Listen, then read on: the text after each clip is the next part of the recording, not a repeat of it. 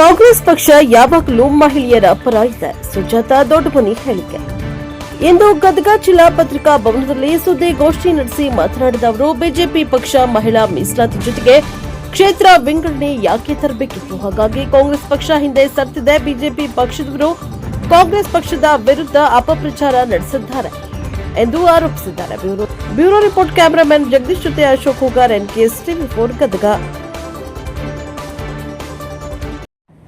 BJP ಏನು ಆರೋಪವನ್ನ ಮಾಡ್ತಾ ಇದೆ, ಮಹಿಳಾ ಮೀಸಲಾತಿಯನ್ನ ಕಾಂಗ್ರೆಸ್ ಪಕ್ಷ ವಿರೋಧ ಮಾಡ್ತಾ ಇದೆ ಅನ್ನುವಂತ ಆರೋಪವನ್ನ ಏನ್ ಮಾಡ್ತಾ ಇದೆ, ಅದರ ಒಂದು ಹಿನ್ನೆಲೆಯಲ್ಲಿ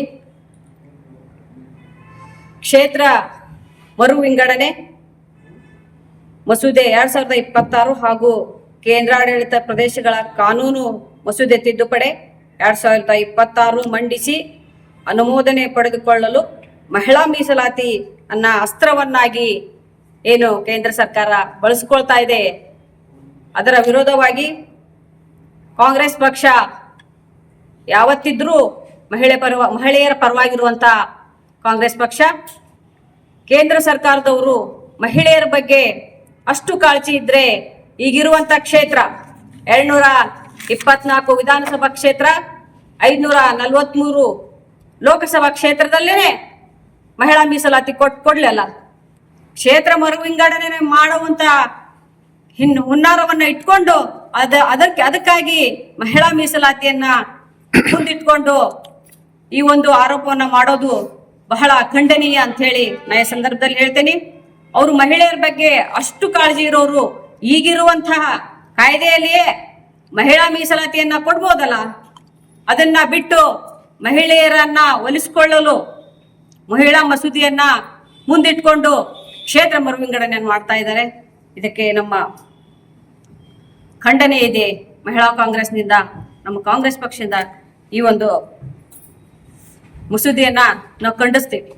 ಅದರೊಂದಿಗೆ ಈಗೇನು ಉತ್ತರ ರಾಜ್ಯದಲ್ಲಿ 100 ತೆರಿಗೆ ಪ್ರತಿಯಾಗಿ 120ರಿಂದ 170ರವರೆಗೆ ಅನುದಾನ ಪಡೆಯುತ್ತಿದೆ. ದಕ್ಷಿಣ ರಾಜ್ಯ ಕೇವಲ 14ರಿಂದ 15% ಅನ್ನ ಪಡೆಯುತ್ತಿದೆ. ಇಂಥ ಸಂದರ್ಭದಲ್ಲಿ ಕ್ಷೇತ್ರ ಮರು ವಿಂಗಡಣೆಯನ್ನ ಮಾಡುವಂತ ಈ ಒಂದು ಸಂದರ್ಭ ಗಾಯದ ಮೇಲೆ ಬರಿ ಎಳೆಯುವಂತ ಕೆಲಸ ಆಗ್ತಾ ಇದೆ. ಇದು ಆಗ್ಬಾರ್ದು. ಇವರು ಏನು ಮಹಿಳೆಯರ ಬಗ್ಗೆ ಏನು ಮಾಡ್ತಾ ಇದ್ದಾರೆ, ಹಿಂದಕ್ಕೆ 2023ರಲ್ಲೇ ಮಹಿಳಾ ಮಸೂದೆಯನ್ನ ಈಗ ಅವಾಗನೇ ಅಪ್ರೂವಲ್ ಆಗಿತ್ತದು. ಅವಾಗಿಂದನೇ ಮತ್ತೆ ಹೊಳ್ಳಿ ಇವರು ವಾಪಸ್ ಒಂದು ಮಸೂದೆಯನ್ನ ಈ ಸಂದರ್ಭದಲ್ಲಿ ತರುವಂತ ಸಂದರ್ಭ ಇರಲಿಲ್ಲ. ಆದ್ರೂ ಕೂಡ ಮಹಿಳೆಯರ ಒಂದು ಹೋಟಿಗೋಸ್ಕರ, ಮಹಿಳೆಯರ ಮನವೊಲಿಸ್ಕೊಳ್ಳೋಕೋಸ್ಕರ ಮಹಿಳಾ ಮೀಸಲಾತಿಯನ್ನ ಇವರು ತಂದಿದ್ದಾರೆ. ಇದನ್ನ ಎಲ್ಲ ಮಹಿಳೆಯರು ನೋಡ್ತಾ ಇದ್ದಾರೆ. ಮಹಿಳೆಯರ ಪರವಾಗಿ ಏನಾದ್ರೂ ಕೆಲಸ ಮಾಡಾಕತ್ತೈತೆ ಅಂದ್ರೆ ಅದು ಕಾಂಗ್ರೆಸ್ ಪಕ್ಷದ ಸರ್ಕಾರ ಅನ್ನೋದನ್ನ ಎಲ್ಲರಿಗೂ ಗೊತ್ತಿದೆ. ಯಾಕಂತ ಹೇಳಿದ್ರ ಈಗ ತಾವು ನೋಡ್ತಾ ಇದ್ದೀರಿ, ಮಹಿಳೆಯರಿಗೆ 5 ಗ್ಯಾರಂಟಿಗಳನ್ನ ಕೊಟ್ಟಿದೆ ಕಾಂಗ್ರೆಸ್ ಪಕ್ಷ. ಯಾರೂ ಮಾಡಿರ್ಲಿಕ್ಕಿಲ್ಲ. ಹಿಂದೆ ಕೂಡ ಯಾರು ಮಹಿಳೆಯರ ಬಗ್ಗೆ ವಿಚಾರವನ್ನ ಮಾಡ್ಲಿಕ್ಕಿಲ್ಲ. ಎಷ್ಟು ಮಹಿಳೆಯರು ರಾಜ್ಯದಲ್ಲಿ ಎಷ್ಟು ಖುಷಿಯಿಂದ ಇದ್ದಾರೆ ಅಂತ ಹೇಳಿದ್ರ, ಯಾವುದೇ ಊರಿಗೆ ಹೋಗ್ಬೇಕಾದ್ರೂ, ಯಾವುದೇ ಒಂದು ದೇವಸ್ಥಾನಕ್ಕೆ ಹೋಗ್ಬೇಕಾದ್ರೂ ಬಹಳ ಕಷ್ಟವನ್ನ ಪಡ್ತಾ ಇದ್ರು ನಮ್ಮ ಮಹಿಳೆಯರು. ಯಾಕಂತ ಹೇಳಿದ್ರೆ ಮಕ್ಕಳಾರ ಕರ್ಕೊಂಡು ಹೋಗ್ಬೇಕು ಅಥವಾ ಗಂಡಾರ ಕರ್ಕೊಂಡು ಹೋಗ್ಬೇಕು.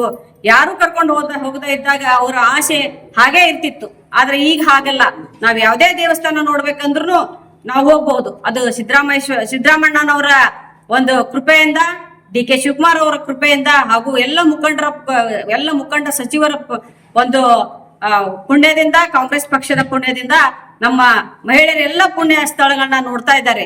ಜೊತೆಗೆ ಮಹಿಳೆಯರ ಆರ್ಥಿಕ ಪರಿಸ್ಥಿತಿ ಕೂಡ ಬಹಳ ಸುಧಾರಿಸ್ತಿದೆ ಈಗ. ಯಾಕಂತ ಹೇಳಿದ್ರೆ ಮಹಿಳೆಯರಿಗೆ ನೇರವಾಗಿ ಯಾವ ಏಜೆಂಟರ ನಡುವೆ ಇರ್ದೇನೆ 2,000 ರೂಪಾಯಿ ಯಾರು ಹೇಳ್ದೇನೆ ಅವ್ರ ಅಕೌಂಟಿಗೆ ಬರ್ತಾ ಇದೆ. ಇದೆಲ್ಲ ಯಾರು ಮಾಡಿದ್ರು? ಮಹಿಳೆಯರ ಬಗ್ಗೆ ಯಾರಿಗೆ ಅಭಿಮಾನ ಇದೆ, ಮಹಿಳೆಯರ ಬಗ್ಗೆ ಯಾರಿಗೆ ಕಾಳಜಿ ಇದೆ ಅನ್ನೋದನ್ನ ಬಿಜೆಪಿ ಮುಖಂಡರು ಅದನ್ನ ವಿಚಾರವನ್ನ ಮಾಡ್ಬೇಕು. ಮಹಿಳೆಯರಿಗೆ 2,000 ರೂಪಾಯಿ ಕೊಟ್ಟಂತ ಈ ಸಂದರ್ಭದಲ್ಲಿ ನಮ್ಮ ಮಹಿಳೆಯರಿಗೆ ಆರ್ಥಿಕವಾಗಿ ಬಹಳ ಅವ್ರಿಗೆ ಅನುಕೂಲಕರವಾಗಿತ್ತು. ಜೊತೆಗೆ ಅವರಿಗೆ ಒಂದು ಗೌರವ ತಂದು ಕೊಟ್ಟೈತಿ. ನಮ್ಮ ಮಹಿಳೆಯರು ಒಂದು ಲಕ್ಷನೋ 2 ಲಕ್ಷ ಸಾಲ ತಗೋಬೇಕಾದ್ರೆ ಏನಾದ್ರೂ ಸೆಕ್ಯೂರಿಟಿ ಕೇಳ್ತಿದ್ರು ಬ್ಯಾಂಕ್ನವ್ರು. ಆದ್ರೆ ಈಗ ಕೇಳೋದಿಲ್ಲ. 2,000 ರೂಪಾಯಿ ನಿಮಗೆ ಬರ್ತೈತಲ್ರಿ, ನಾವು ನಿಮಗೆ ಸಾಲ ಕೊಡ್ತೀವಿ ಅಂತ ಹೇಳಿ. ಅದಕ್ಕೆ ನಮ್ಮ ಮಹಿಳೆಯರು ಬಹಳ ಖುಷಿಯಿಂದ ಇದ್ದಾರೆ. ಅದಕ್ಕೆ ಬಿಜೆಪಿ ಅವರು ವಿಚಾರವನ್ನ ಮಾಡಬೇಕು. ಮಹಿಳೆಯರ ಪರವಾಗಿ ಯಾವ ಸರ್ಕಾರ ಇದೆ, ಮಹಿಳೆಯರ ಪರವಾಗಿ ಯಾವ ಸರ್ಕಾರ ಕೆಲಸ ಮಾಡಕತ್ತೈತಿ ಅನ್ನೋದನ್ನ ಒಂದು ಬಿಜೆಪಿ ಮುಖಂಡರು ವಿಚಾರ ಮಾಡಿ ಮಾತಾಡ್ಬೇಕು ಅಂತ ಈ ಸಂದರ್ಭದಲ್ಲಿ ಹೇಳಿ